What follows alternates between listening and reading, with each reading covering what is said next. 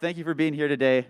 It's rare to find ourselves in situations where we can come together with so many comrades to be in community and refine and develop our politics.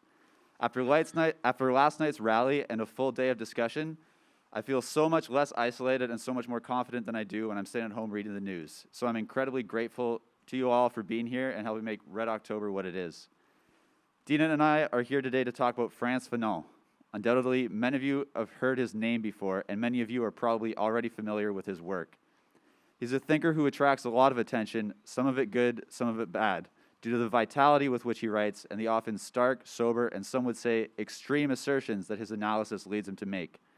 The purpose of this course, titled Radicals and Rebels, of which this is the third and final session, hopes to shine a light on people who are often given short shrift in left-wing movements. The previous sessions on Howard Adams and indigenous sovereignty and Claudia Jones and the roots of intersectionality had the goal of bringing some often forgotten or sidelined activists back to the front and center of how we think about organizing. With Fanon, our intention is a bit different. Here is someone who finds himself resolutely in the canon of decolonial and post-colonial theory. His required reading in countless university courses where he is often presented as a thinker in a pantheon of thinkers who theorize the third world.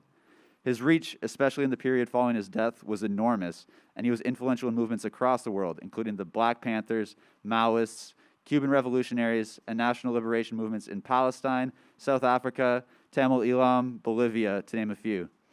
His thought continues to inspire decolonial thought to this day, including here in Canada. For instance, Dene scholar Glenn Coulthard's book, Red Skin, White Masks, uses Fanon's thought to critique the liberal paradigm of reconciliation. For anyone reading about decolonial struggle, his name inevitably comes up. However, another enduring aspect of his legacy is his role as boogeyman, a cynical prophet of violence that many liberals, especially in the academy, feel compelled to denounce to some degree or another. Because his legacy is so contentious to this day, we feel like the time is right to revisit his work and rediscover what makes him so popular amongst people who are actually engaged in struggle. We can see clearly that colonialism never disappeared, that independence for colonial states did not bring about an end to the oppression of the people within them, and that the logics that define the colonial era persist. We can see, too, that resistance to these forces has never disappeared, and that anti-colonial war is still very much on the agenda.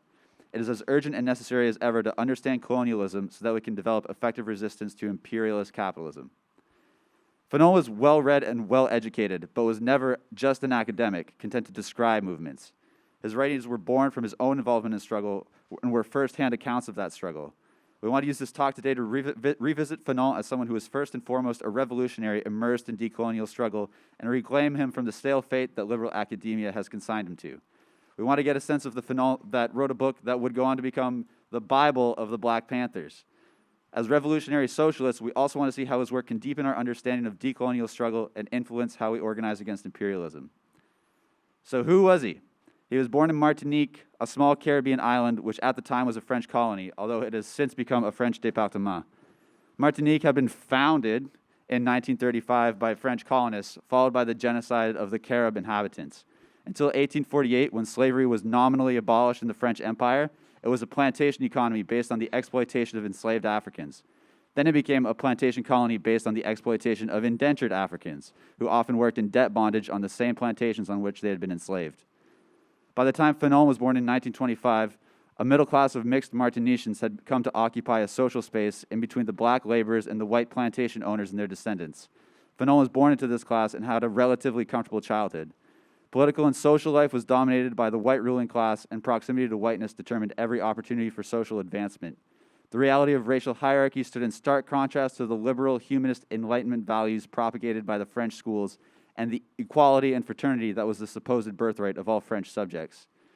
It was the sense of belonging to French society that prompted Fanon to enlist with the Free French in 1944 and fight the Nazis in Europe. He served in North Africa and the south of France and was decorated for bravery. But here, he was faced with the depths of French racism, witnessing firsthand, for example, how in France, units of black soldiers were pulled from the front so that they would not be seen liberating Europe.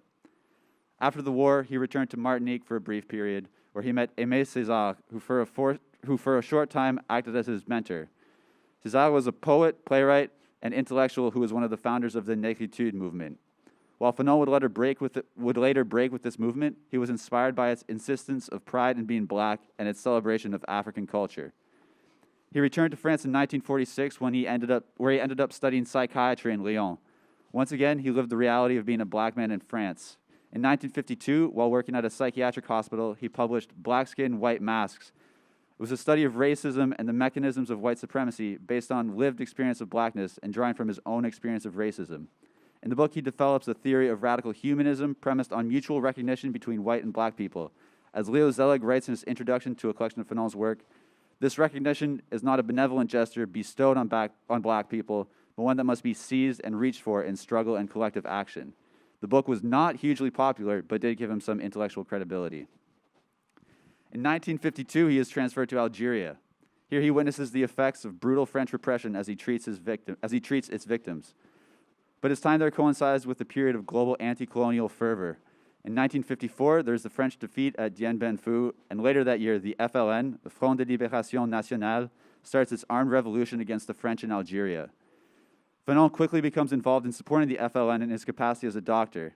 As a psychiatrist, he sees how the psychic illness that he is tasked with treating is a direct result of colonial oppression. He resigns from his post in 1956, writing in his resignation letter, "If psychiatry is a medical technique which aspires to allow man to cease being alienated from his environment, the Arab is permanently alienated in his own country." Then in 1957, he moved to Tunis, which had become an important base for FLN exiles, and continues his psychiatric practice for the FLN while also helping produce their newspaper. He acted as the FLN's ambassador to West Africa, where he further developed his politics as he sought to shore up support and open a new front. In 1960, he's diagnosed with leukemia. At this time, he had begun writing Wretched of the Earth, which possibly killed him since he delayed treatment in order to finish it. He died in 1961 in Maryland, where he had been flown for treatment, but his body was buried in Algerian soil that had been freed from the French. 7 months after his death, Algeria would finally win its independence. With that all too brief overview, hopefully providing some context, we now want to go in depth on two aspects of his thinking that we thought would be especially important to discuss. On the one hand, because of their centrality to his body of work and to his legacy, and on the other, because of their contemporary relevance. Deena will begin by exploring Fanon's ideas on anti-colonial movements and the curse of national liberation. Then I will follow with a look at his writings on violence and decolonial struggle. Deena will then conclude by considering Fanon's relevance for today, which will be followed by a discussion period. We would just like to emphasize before proceeding that this talk is just the result of two people trying to come to the understanding of the work of an incredibly erudite person who produced a huge volume of work containing ideas of seemingly limitless depth. We're here to publicly grapple with these ideas and not to present an authoritative interpretation of Fanon. And we are certainly not telling you the official spring party line on his work. Furthermore, we have chosen to orient today's discussion around the topic of decolonization, which has directed our research to his later writings, especially Wretched of the Earth. Finally, we expect that many people in the audience are coming with knowledge and ideas about Fanon, and also with lived experience of the issues he wrote about. We invite you to share this knowledge with the group during the discussion period for the benefit of all. Deena and I see our role as providing some background to initiate and support a discussion that begins here with you all, but then continues into the world as we carry the fruits of this knowledge sharing into our political activity. Spring is about coming together to sharpen our politics and connect struggles, and it is this spirit that we offer this discussion. Thank you, Everett, for setting the scene and I guess really contextualizing why Fanon is in this series on radicals and rebels and why we must reclaim him from the academia, from the hallways of Yale where he studied, completely depoliticized from the figure that he was and the toolkit and the framework that he provided for understanding liberation and anti-colonial movements. Now, there's so much we can talk about, but I'll particularly talk about, as it relates to this talk, around anti-colonial movements and Fanon's obsession with the curse of liberation and national liberation. Now, he was writing during a time in sort of the 50s and 60s when there was it's a period that many revolutionaries till this day are nostalgic about. There was Pan-African movements, anti-colonial movements. It was a time when countries and nations were being formed, liberating themselves from the shackles of European colonization and imperialism. And yet, it wasn't as dreamy as sometimes we may fall in the trap of thinking about.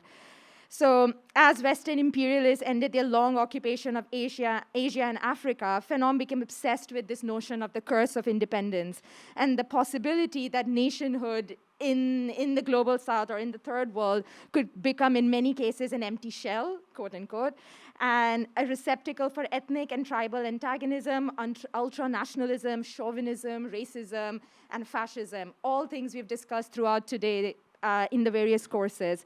And in many ways, Fanon was prophetic in understanding why independence struggles or liberation struggles in Africa and Asia fell for authoritarianism. And he attributed this particularly to local elites who have destroyed national identity, or rather co-opted national identity into tribalism and fascism to meet their own objectives once the Europeans left, or did they really leave, which we'll get to. Now, Franz Fanon described this process that while nationalism unites people in anti-colonial struggle, and that's what he was involved in Algeria, what we saw in India, what we saw in Indonesia, what we saw across the world, is that masses came together in anti-colonial struggle. But very quickly, what happened in many of these places is that once the struggle was over, once the flag bearers left, the end result descended into establishing this sense of liberation for particularly the national bourgeoisie, or the ruling elite, or the caste of profiteers, whatever you want to call them, you know exactly who they are. Because when these liberation struggles ended, there was liberation for some, but those who put their lives on the line, the working class, the masses, the proletariat in the countryside, the lumpen proletariat, they did not see the liberation that they fought for on the front lines. And it's this betrayal that Fanon writes about on his deathbed. So in the words of Fanon, the national bourgeoisie in these cases steps into the shoes of the former European settlement. Their mission has nothing to do with transforming the nation as they promised. It consists principally of being the transmission line between the nation and capitalism, which we today call neocolonialism. And Fanon was, again, very rightfully so worried about the achievement of political independence sort of coinciding with the bourgeoisie trying to monopolize power on its behalf, and would be able to do so by continuing sort of alliances with the former colonial master, which we see till this day in many parts of Asia and Africa, where the colonial empire, the colonialists have left. But their consistent influence, their bullying, their alliance with the national bourgeoisie remain. He also went on to say, and something quite astute, is that we have to move on from sort of struggles around identity and race alone, and move our struggle to unify the nation, and to move from just a national struggle alone to a social struggle. And he almost placed more emphasis on transforming the alienated conditions of life that persist before and potentially would continue to persist after national independence if we did not address them. And I think this is important because a lot of national liberation struggles, when liberation is achieved, sort of moves to creating a national identity, and the key role of social transformation, so the liberation of the working class, the socioeconomic conditions the land distribution that was promised just never takes hold.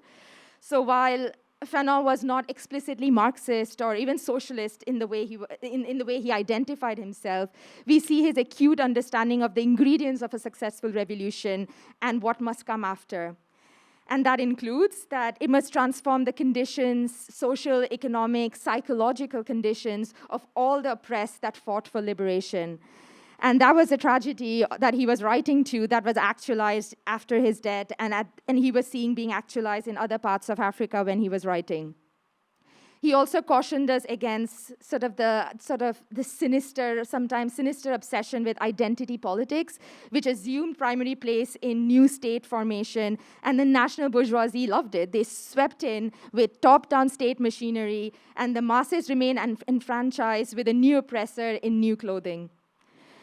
So the reason that this is important to revisit today is that we see this same structures, or the same sort of transformation or lack thereof in post-colonial states and nations, where the political elite, or this caste of profiteers he talks about, whether they're billionaires, whether they're landowners, whether they're the people that own textile factories or have sort of monopoly over resources, they act as the transmission line between the nation and a new capitalism that then is birthed in these places.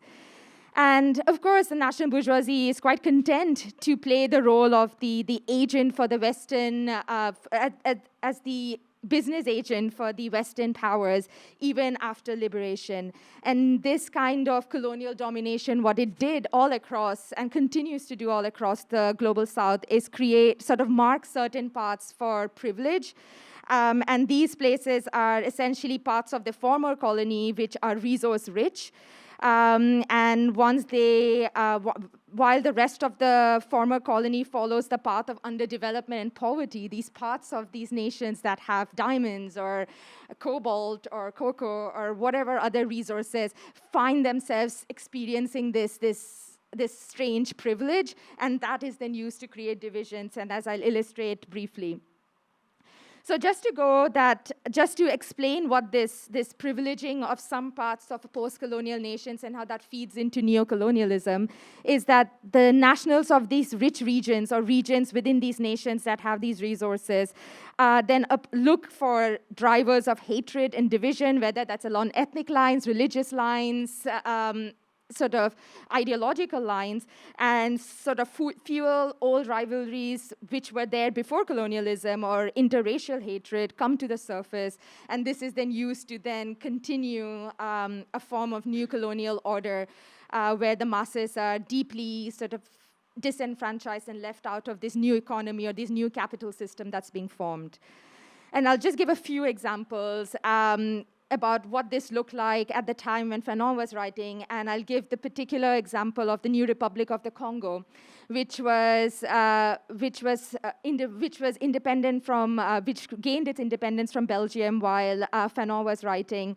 But as soon as independence happened, the situation deteriorated with Shombe, one of the key figures in the liberation movement, declaring independence for the Katanga province as the state of Katanga. And for context, that's the region, that's the cobalt-rich region at the moment where we have folks working in sort of wages that I don't even know how to describe what kind of wages they are, where there are young children losing their lives till this day, mining in these unsafe cobalt mines to fuel the Teslas that are hanging out on King Street.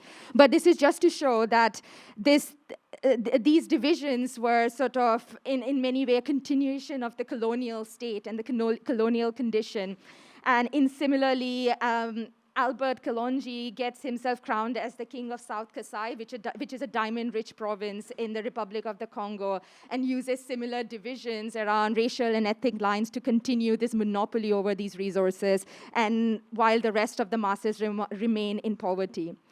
Now, Fanon cautions against the dangers of this kind of ethnocentrism and how this is linked to that curse he talks about, the curse of national liberation, which leads to divisions among different ethnic and cultural groups, and how the Western powers aren't sitting idly sort of back in Europe or in the US just watching this unfold. They're very deeply involved and they deeply interfere in these processes of national liberation. Just because they leave doesn't mean they're not there, whether through these puppets, as he says, that are in place. And they also impose costly physical, military, and economic sort of restrictions and bullying on these nations to then follow suit and to act as their intermediary agent. The final example I'll leave everyone with as to what this looked like in practice was one of the most prominent victims of Western interference and assassination plot was a friend and an exact contemporary of Fanon, Patrice Lumumba, the first elected prime minister of Congo, who was killed or assassinated in 1961. Now, Patrice Lumumba, Fanon admired him immensely. He was an integral figure in the anti-colonial movement who tried to sort of nationalize his resources and really sort of provided a different vision for the people in Congo, and many saw him as a linchpin of African revolutions. And of course, Europe saw him exactly in that same light as well, which is why they wanted to kill him and did so. And what happened was, after he was assassinated, we saw sort of what happened in the Republic of Congo, and it descended into sort of authoritarianism. And he was also seeing similar trends in sort of other parts, whether that was South Africa and Sudan at the time, which cemented his theory and cemented what we see a lot since then, what we've seen once the romance of sort of anti-colonialism was taken over by these forces in this, in sort of former colonies. Now, what did this mean for Algeria? So as Everett mentioned, Fanon wanted to be buried in free Algeria. During his last moments, he talked about, he wept, he mourned how he couldn't see a free Algeria, which was a revolutionary movement that he adopted as someone from Martinique. But what we learned after Fanon's death and after the liberation of Algeria is that independence is unfinished work. The struggle of decolonization there and in many other parts is still ongoing, and Algerians are still claiming the popular sovereignty that they hadn't recovered from their formal independence in 1962. And the Algerian revolutionary experience and its attempt to break away from this imperialist, colonialist system was defeated by counter-revolutionary forces. The forces we talked about in the session before this, which is sort of fascist and authoritarian forces, and by its own contradictions, which is that it harbored its own failure from the start in the way that it was a top-down authoritarian government. It was a highly bureaucratic project, and although it tried to promise some redistributed functions to the people that joined the revolutionary struggle, the many working class people in sort of Algiers city, in Oran that joined this struggle, they did not see their dreams and their sovereignty come to fruition. And what we saw was rampant exploitation, blind privatization in Algeria, project that undermined the country's sovereignty, endangered and continues to endanger the population, the environment, and exploitation of shale gas, offshore resources are just a few examples of what happened to Algeria.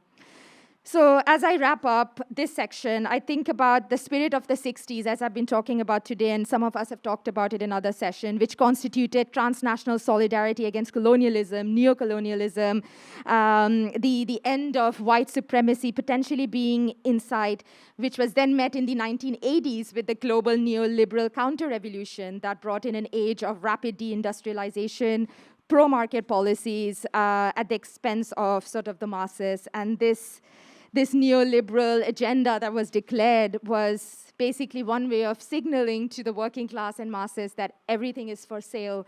And I'm sure we can relate to how that feels living in this particular Setna colony right now when everything is for sale and blind privatization rules the day.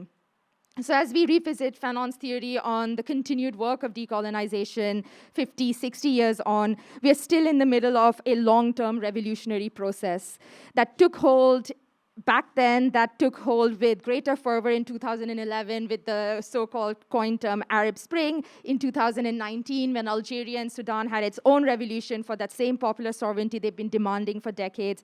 And all of these revolutionary processes and its continuation is born out of the region's very deep structural crisis. And I want to end my section with a quote from an expert of sort of the Arab Revolution, Gilbert Achar, who writes in the wake of the 2019 revolution in Algeria that the radical and revolutionary left has a huge task confronting them. And the task of putting the socioeconomic issue at the center of the debate around alternatives and injecting a class analysis into the broad movement by pushing trade unions to be more combative and truly on the side of workers' interests and the revolutionary process in general. And the reason I mention is that until this is achieved, we are going to stay in a permanent state of revolution, and we must continue adding fuel to our anti-colonial and decolonial movements everywhere. Now, this is one of many insights from Fanon that have an enduring legacy in understanding the political realities of our struggles, particularly as it relates to post-colonial states in Asia and in Africa. But now I'll pass it to Everett to talk us through another of Fanon's key contributions around colonial violence. Thank you, Deena. So first of all, why talk about violence when we talk about Fanon?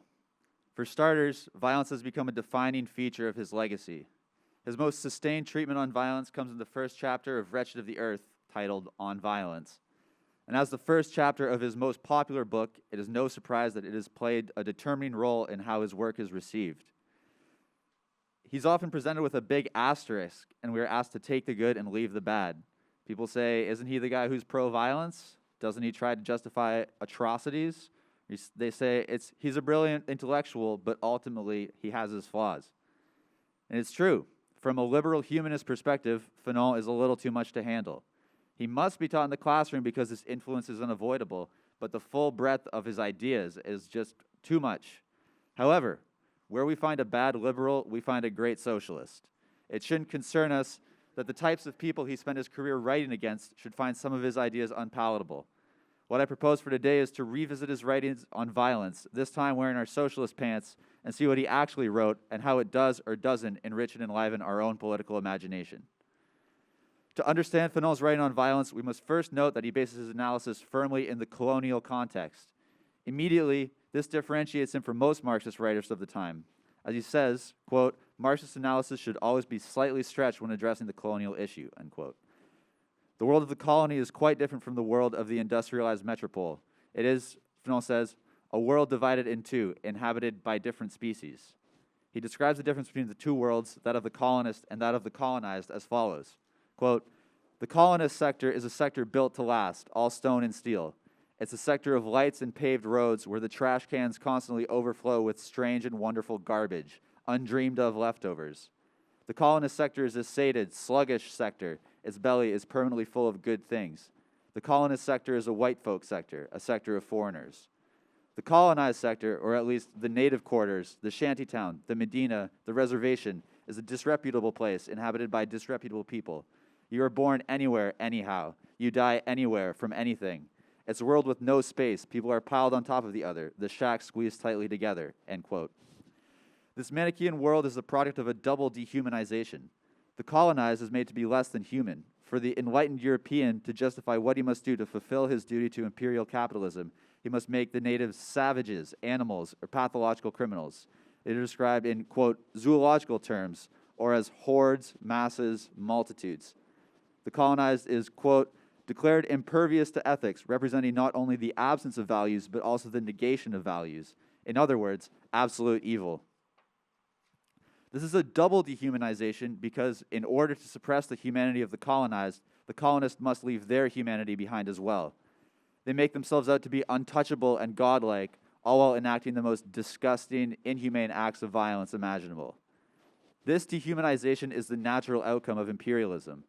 It is a logic which, carried to its extreme, results in genocide, the total obliteration of the subhumans. However, the problem with genocide is that it leaves no one left to exploit. Plus, as Fanon writes, the progression of neocolonialism has opened up markets for consumer goods in the colonies. So since the ultimate logic of colonialism is imperialist capitalism, genocide is impossible, and the colonists must settle for dehumanization of the colonized. To rule over subhumans, reason and Christian values are just a hindrance. The colonial situation imposes itself and maintains itself through violence. Any dialogue or conciliation between the colonist and certain elements of the native population, such as the national bourgeoisie, does nothing to mask the fundamental rule of violent coercion. The colonist never stops insisting that violence is the only language that the native understands. Fanon goes into great detail describing the psychoaffective life of the colonized subject living in this world controlled top to bottom by violence. Here his psychiatric background is evident, and the effects of violence are described at the level of the body. Fanon writes, quote, the colonial subject is a man penned in. Apartheid is but one method of compartmentalizing the colonial world. The first thing the colonial subject learns is to remain in his place and not overstep its limits. Hence, the dreams of the colonial subject are muscular dreams, jumping, swimming, running, and climbing, end quote. This constant muscular tension finds its release first in violence directed against colonial society. This, Fanon argues, is the reason for the supposed criminality of Algerians, which the French made so much of. The tension finds its outlet in blood feuds and interpersonal conflicts whose violent results are disproportionate to their cause. The tension also finds its outlet in dancing and rites of possession, and elaborate worlds of magic and superstition form a protective layer between the colonized and the colonist. Zombies, Fanon writes, are scarier than colonists.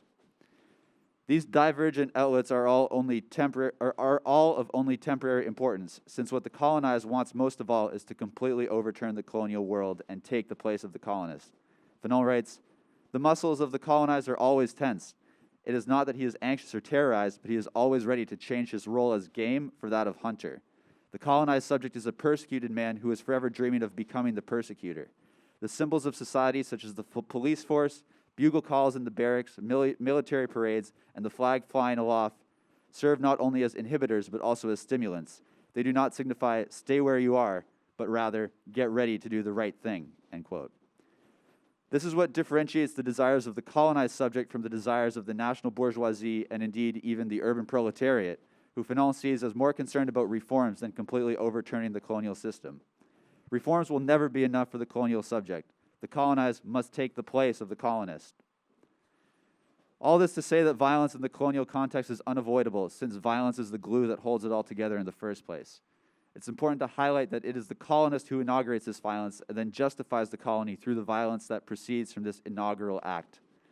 If, however, the colonized can properly identify the cause of this atmosphere of violence and confront the colonist, violence takes on a new positive dimension in the form of armed struggle. The violence deployed against colonial oppression is, to quote Jean-Paul Sartre in his preface to Wretched of the Earth, man reconstituting himself. Going back to Black Skin, White Mask, this idea echoes through to his later period that humanity is something that cannot be granted but must be claimed. The struggle of the colonized is an insistence to be recognized as human. Sartre writes that for the colonized, quote, killing a European is killing two birds with one stone, eliminating in one go oppressor and oppressed, leaving one man dead and the other man free, end quote. On a subjective level, armed struggle creates a revolutionary consciousness that is humanist to its core. It humanizes the colonist who rises from the subhuman, and also humanizes the colonized who rises from the subhuman, and also humanizes the colonist who is knocked off his pedestal and revealed to be not so godlike, but instead all too human. Armed struggle transforms at the social level as well, in a process that Fanon describes as national consciousness. Colonialism, Fanon says, killed the old world. Quote, the arrival of the colonists signified syncretically the death of indigenous society, cultural lethargy, and petrifaction of the individual.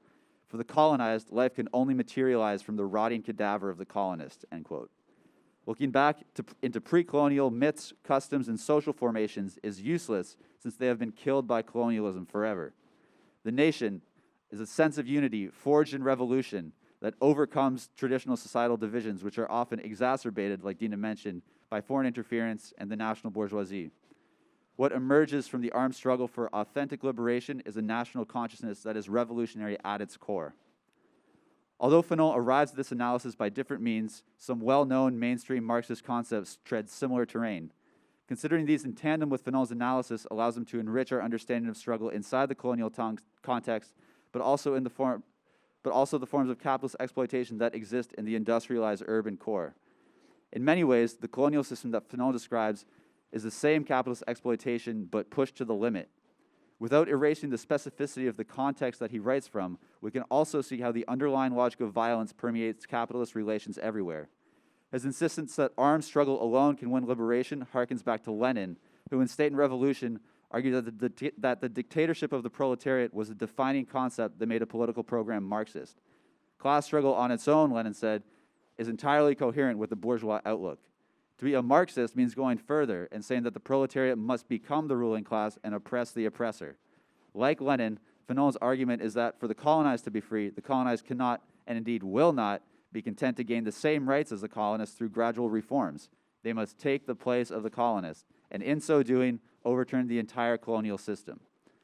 Furthermore, the subjective and societal transformation into revolutionary and national consciousness that Fanon sees brought about by violent armed struggle is reminiscent of when Marx wrote in the German Ideology that revolution is necessary, quote, not only because the ruling class cannot be overthrown in any other way, but also because the class overthrowing it can only in revolution succeed in ridding itself of the muck of ages and become fitted to form society anew, end quote. What emerges from this analysis is not a picture of a champion of violence for its own sake. Fanon's writing is tempered by an awareness of the harm caused by violent upheaval, as well as its potential to be co-opted. He imbues violence with a purifying force only when it authentically furthers the cause of liberation of the people. Reading Fanon gives us the tools to think and participate in decolonial struggle without falling into liberal dismissals of anything but nonviolent resistance. It allows us to identify the cause of this violence in the inaugural act of colonization, and allows us to see through the dehumanizing and delegitimizing tropes of colonial powers, such as the insistence on the cultural backwardness of non-Western people that persists to this day, or the terrorist designation. It allows us to look to comrades who take up arms against their oppressors with a sense of solidarity that can only come from a recognition of shared humanity.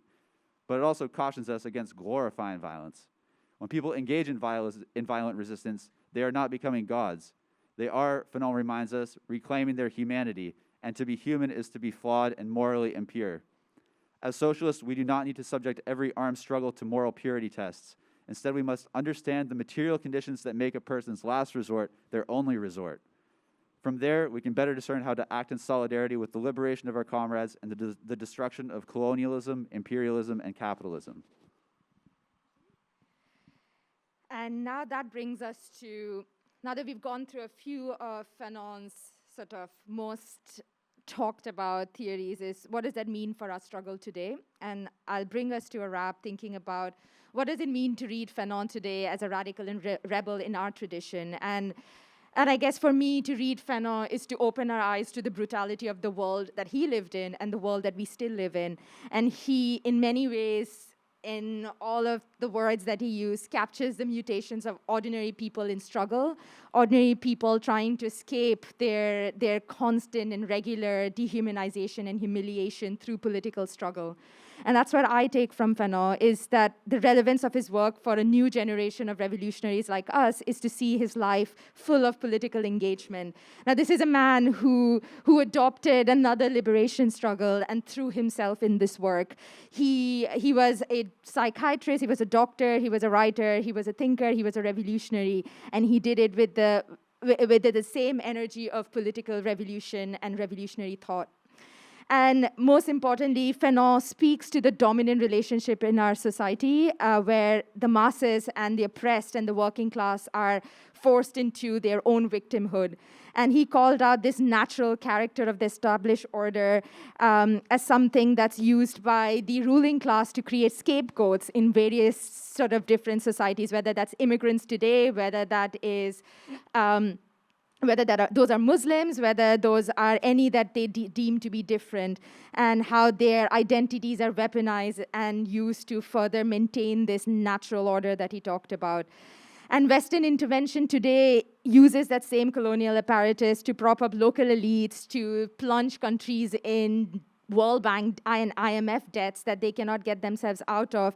And while there are free markets, as I alluded to before, that is a key feature of neoliberalism, especially in these sort of producer countries, we also see that the same privilege afforded to goods and materials to flow freely is not afforded to the people that make these goods happen, and is certainly not afforded to those in Katanga region mining for cobalt for artisanal companies. And this is the contradictions that he makes alive through his work, and that at least I try to make sense of as we think about our world today. Now, as I wrap up, it would be a disservice to end this talk without briefly talking about Fanon's view on racism and its role in maintaining colonial domination everywhere, and that the Western bourgeoisie, colonialism, imperialism is fundamentally racist, and it is a part of the bourgeoisie ideology is to maintain this fundamentally racist outlook, and that's where the foundations of white supremacy lie. So, as he mentioned, European imperialists, he charged them that they behaved like real criminals in the underdeveloped world, but then acted through deportation, massacres, forced labor, and slavery. But back in Europe, they were sort of the champions of human liberty, egalitarianism, freedom, and liberation. And it's this contradiction he talks about, and how they destruct and rupture the black man's identity, as Everett alluded to. And the colonizer always wants respect for their own humanity on their own terms, but that humanity is not reciprocal to those who are oppressed, to the working class that live everywhere. And that, to me, is the greatest insight of The Wretched of the Earth, as I think about the ongoing genocide, where we have seen this continuous genocide make a complete mockery of our international human rights and international systems that were upheld by these colonial settler colonial states. It really shows that the dehumanization that is so deeply seated in these settler colonies and these former colonies, these colonial states, that we allow this logic to prevail and continue. And it also helps make sense of sort of other types of colonial violence that we see, particularly in the Francophone world. So Fanon was writing about French colonialism, and I don't need to spend much time talking about the French state and its treatment of immigrants and black French citizens as an underclass. And just to end, Fanon didn't pretend he was developing a theory, a universal theory that would be used as a blueprint for all struggles, and even struggles within Algeria. But what we can see, as Pankaj Mishra writes, is that his last work, The Wretched of the Earth, reads like a dying black man's admission of a genuine impossibility to move beyond a world that's created by white men. And what Fanon gave us is conceptual tools to think outside of the box, to think about racism, colonialism, colonial violence, decolonization, and what a viable alternative to capitalism and such violent, savage colonialism can look like. And I guess it's for movement leaders like all of us in this room today to propose alternatives to the failures of independence, to the curse of liberation, to learn and apply his theory in discussion with other radicals and rebels, and then create an international struggle and continue that tradition that he was writing in in service of the liberation of oppressed everywhere. Thank you.